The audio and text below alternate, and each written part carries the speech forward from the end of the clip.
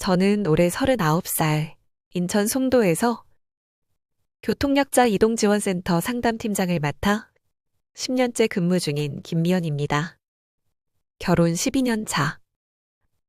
9살 딸과 7살 아들을 키우며 남편 서진수와 맞벌이를 꾸려왔습니다.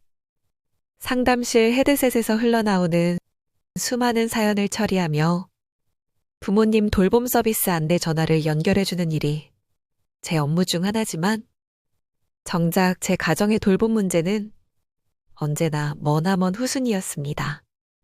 그리고 이 사연은 요양원행 문턱에서 떨고 있던 시어머니에게 제가 건넨 한 문장이 얼마나 큰 파장을 불러왔는지를 기록한 긴 여정입니다. 이 여정을 따라가다 보면 돌봄의 주어가 나와 그분들로 갈라지는 순간에 벌어지는 갈등과 눈물이 얼마나 복잡한지 체감하게 되실 겁니다.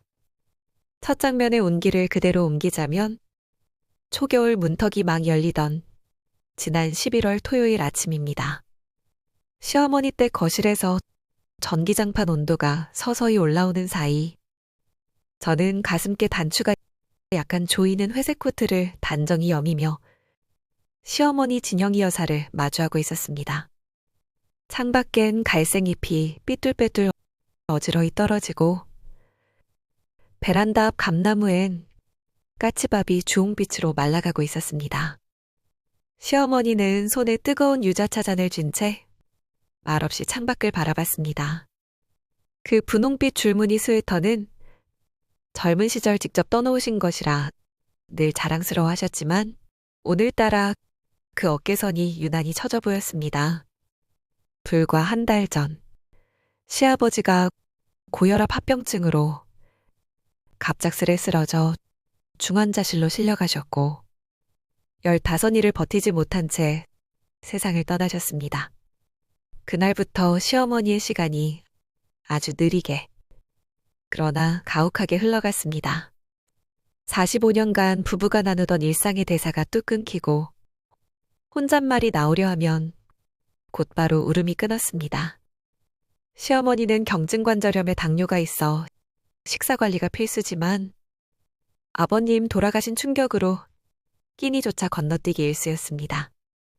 큰아들인 남편이 출퇴근길 잠깐 들러 약봉투를 챙겨드리고 저 역시 주말마다 반찬을 두고 갔지만 돌봄의 공백은 손바닥으로 센 물처럼 쏟아져 내려갔습니다. 결국 부고 7일이 지나자 남편은 조심스럽게 제안을 꺼냈습니다. 여보, 장기적으로 요양원 알아보자. 엄마 혼자 두기엔 우리도 현실이 빠듯해. 그의 피로의 절반, 미안함의 절반 스민 목소리를 이해 못한 건 아니었습니다. 하지만 저는 상담팀장으로서 수백 통의 요양원 문의 전화를 받으며 내내 품어온 의문이 있었습니다. 정말 요양원이 마지막 방파제일까? 그 방파제 너머엔 새로운 바다가 펼쳐지는 걸까? 아니면 가족이라는 땅이 조금씩 잠식당하는 걸까? 고민 끝에 저는 시어머니께 요양병원 검진 명목으로 함께 투어를 가자고 제안했습니다. 시어머니는 처음엔 살아 생전에 철창 안에 갇힌 것 같아 싫다고 고개 저었지만 아들 내외 고생이 염려된다며 끝내 한숨으로 수긍했습니다. 오늘이 그 투어 당일이었습니다. 머릿속에선 어쩌면 시어머니께 마지막으로 드리는 선택지일지도 모른다는 두려움과 요양원이 최선일 수도 있다는 합리화가 부딪히고 있었습니다.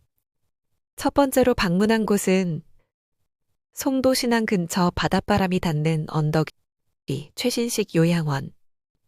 유리 파사드가 햇빛을 반사해 모텔 간판처럼 번쩍였고 건물 안로비는 호텔 라운지 같은 조명과 캐모마일 향 디퓨저로 반짝였습니다. 간호팀장이 전동 침대 리모컨을 보여주며 설명했습니다. 어르신은 굽힘각도 30도, 다리가 저리실 땐 15도 들릴 수 있어요.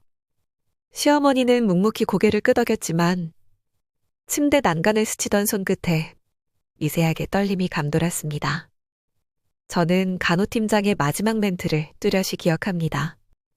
식사는 개별 맞춤으로 드리지만 가족분은 정해진 시간에만 면회 가능해요. 돌발 알레르기 우려 때문입니다. 밖으로 나와 주차장에 서니 멀리 인천대교 교각이 회색 하늘의 윤곽을 드러냈습니다. 바람이 세 차례 휘돌아 머플러를 끌어올리고 시어머니 볼에 붉은 길을 남겼습니다. 저는 살짝 웃으며 말했습니다. 어머니도 호텔 오신 기분이시죠? 그러나 시어머니는 고개를 저었습니다. 호텔은 들어갔다 나올 수 있지만 저기선 못 나온다. 그 말은 담담했지만 누설된 슬픔이 귀 밑까지 떨려왔습니다. 두 번째로 들른 곳은 연수구 구릉지에 있는 중형요양원. 이곳은 가족 맞춤형 프로그램이 강점이라 했지만 복도에 울려 퍼지는 새벽 알림벨과 스팀 살균제 냄새가 금세 제 속을 쓰리게 했습니다. 한 침상에 누워있던 할머니가 손등에 묻은 주사 바늘 자국을 가리키며 중얼거렸습니다. 또 핏줄 잘못 찾아 찔렀네. 시어머니는 그 장면을 보는 순간 문득 제 팔을 잡았습니다. 잡힌 팔목에서는 느슨하지만 단단한 압력이 전해졌습니다.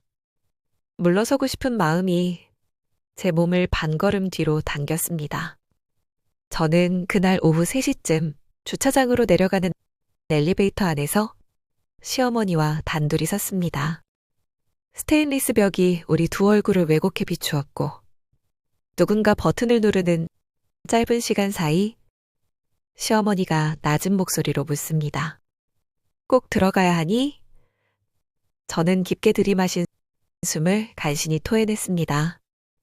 어머니, 가시기 전까지 아직 선택할 수 있어요. 문이 열리는 순간 제 심장은 손으로 붙잡아도 뛰쳐나갈 것처럼 요동쳤습니다. 집으로 돌아오는 길, 남편은 운전대에서 한숨을 깊게 토했습니다. 호텔급 시설이지만 엄마 표정이 자꾸 걸려 저는 조수석 창밖으로 흐르는 겨울 은행나무의 태양빛을 보며 답했습니다. 돌봄과 자유를 맞바꾼다는 게 쉬운 선택은 아니죠. 남편은 고개를 끄덕였지만 뒷좌석 창에 머리를 기댄 시어머니는 그 대화를 듣고 있는 듯 아닌 듯 먼 하늘을 응시했습니다. 갈등은 일주일 뒤 의외의 방식으로 폭발했습니다. 남편이 퇴근 후 거실에서 아이들 숙제를 봐주다 말고 갑자기 불쑥 말을 꺼냈습니다. 요양원 대기 걸어두자. 엄마도 결국은 우리 손 놓기 싫겠지만 이게 안전해. 저는 TV 소리를 줄이며 조용히 맞받았습니다. 우리가 할 수 있는 만큼 해보고 나서도 안 된다면 그때 요양원으로 가시게 해도 늦지 않아. 남편은 뚜벅뚜벅 부엌으로 걸어가 컵에 물을 따르며 중얼거렸습니다. 시간이 우리 편 아니야. 그 말이 세숫대야 물처럼 목 안에 철렁 떨어져 제 감정을 물끄러미 젖혔습니다. 그날 밤 저는 서재에서 상담팀 업무 인수인계서를 출력하다 책장 위 일정표를 바라봤습니다. 연차, 특별휴가, 재택근무 허용일, 여러 색의 포스트잇이 붙어 있었지만 시어머니 돌봄을 위한 틈은 확실히 적어 보였습니다. 프린터 소음이 잠잠해진 뒤 저는 모니터 메모장 파일을 열었습니다. 단기제가 돌봄 플랜이라고 제목을 붙이고 남편과 제 근무 시간을 재조합하기 시작했습니다. 작은 노란 포스트잇 한 장에 우리 집이 요양원보다 먼저인 게 맞잖아 라고 적었습니다. 그 말은 남편에게도 제게도 던지는 질문이었습니다. 클라이맥스는 다음 주말 시어머니가 우리 집에서 하룻밤 묵기로 한 날 벌어졌습니다. 저녁 8시 아이들이 잠든 뒤 거실 테이블에서 네 식구가 귤을 까먹고 있었습니다. TV에서는 겨울 트로트 경연 프로그램이 흘러나왔고 시어머니는 한 손으로 귤 껍질을 연꽃처럼 펴며 말씀하셨습니다. 내가 없으면 너희도 편할 거야. 나는 밥은 죽으로만 먹으면 되니 병원 옆이 낫지. 그 순간 제 속에서 오래 빚은 말이 솟구쳤습니다. 저는 두 손으로 귤 한 조각을 깨물며 또렷이 말했습니다. 어머니, 저희 집이 요양원보다 먼저입니다. 그 한마디가 방 안공기를 한순간 콱 마이너스하고 내리쳤습니다. TV 소리가 줄어들고 남편은 귤 알맹이를 입에 넣다 멈칫했습니다. 시어머니 눈이 동그래졌습니다. 제가 뒤를 이었습니다. 어머니를 모실 수 있는 방법부터 다 써보고 그래도 힘들면 그때 요양원을 생각하자고 얘기했어요. 시어머니 두 손이 무릎 위에서 살짝 떨렸습니다. 내가 감당이 안 될까봐, 내들 짐 될까봐. 저는 시어머니 손등 위에 제 손을 올렸습니다. 짐이라면 옮기려고 하지 않겠죠. 짐이 아니라 가족이니까요. 그 말 끝에 시어머니 눈가가 붉어지더니 눈물이 뚝 떨어졌습니다. 어른의 눈물이 툭 탁자 위 귤 껍질에 번지며 귤 향과 섞였습니다. 시어머니는 손등으로 눈물을 훔치며 작은 목소리로 말했습니다. 그래도 내들 삶이 무너지면 어떡하니? 저는 조용히 고개를 저었습니다. 어머니가 살아계시는 동안 함께 걷는 길이라면 삶이 무너지는 게 아니라 넓어지는 거예요. 남편도 그제야 잔기침을 하며 제 말을 거들었습니다. 엄마, 우리가 힘들면 서로 조정해가면 돼. 미연이 말이 맞아. 잠시 후 호련히 트로트 가사 한 줄이 TV에서 울렸습니다. 함께라면 눈물도 노래가 되리. 눈물 흥건한 시어머니 눈망울이 그 가사에 맞춰 흔들렸습니다. 우리는 더는 말을 잇지 못하고 잠시 손을 모아 따뜻함을 나눴습니다. 시어머니는 눈물을 훔치고 나서 귤 한 조각을 저에게 건넸습니다. 너도 참 딸 같구나. 결국 해결의 가닥은 우리 집 맞춤 돌봄 로테이션으로 잡혔습니다. 남편은 매주 수 금요일 조기 출근, 조기 퇴근 제도를 신청했고 저는 화목요일 재택근무 허용을 받았습니다. 아이들이 학교 가는 시간부터 귀가 전까지 시어머니와 함께 시간을 보내고 남편이 퇴근하면 저는 저녁 업무 콜백을 위해 서재에 들어가는 시기였습니다. 주말에는 작은 며느리가 반찬과 함께 시어머니를 데리고 교회 가서 찬양 연습도 함께 했습니다.